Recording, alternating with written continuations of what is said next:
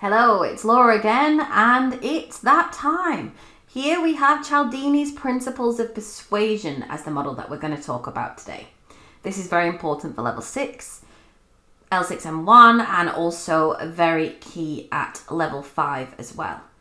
Cialdini is one of the world's most cited psychologists, and he came up with 6 principles of persuasion. And you can see them all here: consistency, reciprocity, social proof, liking, authority, and scarcity. So what we're going to do is drill into each one of these principles briefly in this video. Hopefully you'll find this useful, but it's all based on psychological principles about how people are more open to persuasion, should I say. Cialdini is the world's most cited psychologist, as I've mentioned, and the Professor Emeritus at Arizona University. He has written numerous books on influencing, and I have loved them all, so I would recommend that you have a look at his books. He's only one theory in persuasion, but it's a very interesting theory, so we're going to drill into these now. The first principle of persuasion is consistency. So this is the idea that we all have a nearly obsessive desire to be, and appear to be, consistent with what we have already done. There was a study done about horse track gamblers and found that they were much more certain on their horse winning after they placed the bet than they were prior to it. This shows that they needed to believe and be consistent with their actions. The labeling technique also works like this. If you label a supplier as collaborative and they always work with you in a negotiation, they're going to want to live up to those kind words because we want to be consistent with the good things or the actions that we've taken.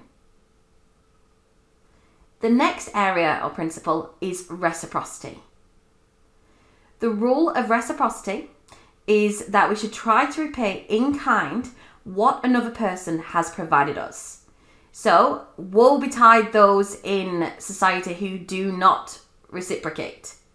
There's even words in the English language to describe these people. So, shirkers, users, loafers, wasters, all this sort of thing fit this reciprocity rule. And if you've ever had a wedding where you've had to invite people, or perhaps a children's birthday party, well, we have to invite Sammy because Sammy was invited to George's party and blah, blah, blah.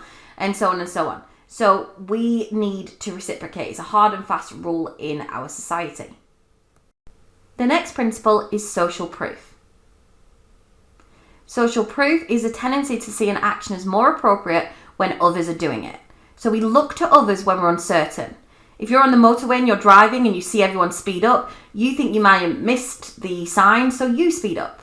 You can see that with people just acting in ways that they are lemmings. So social proof works really well. That's why celebrities endorse products because, we like that celebrity, therefore we like the product. And so you tend to follow along. The next principle is the principle of liking.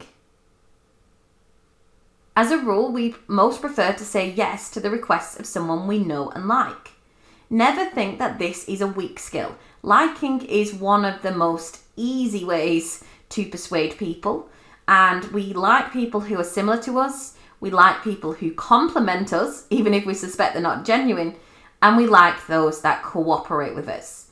There's nothing like the rage of someone who constantly puts blockers in your way and says no. Computer says no, people.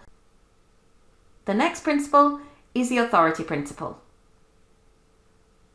We all have a deep-set duty or obedience to obey authority, even if we strive against this. It's ingrained in us. That's why we'll do things that someone in a high-vis jacket or in a doctor's coat tells us to do. And this was the case in the Milgram experiments done after World War II, where they found that participants were willing to give electric shocks that would have killed the other participant because a man in a white lab coat told them to do so. The next area or principle is the scarcity principle. The idea of potential loss plays a large role in human decision making. So if something's scarce, we value it more.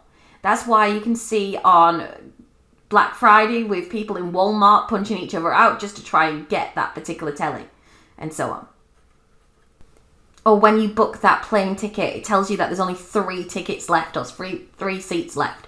That will make you rush into decisions because scarcity helps persuade us. We value it more and don't want to lose it. Hope you found this useful. Please subscribe, check out our courses, and check me back next for another model. Bye for now.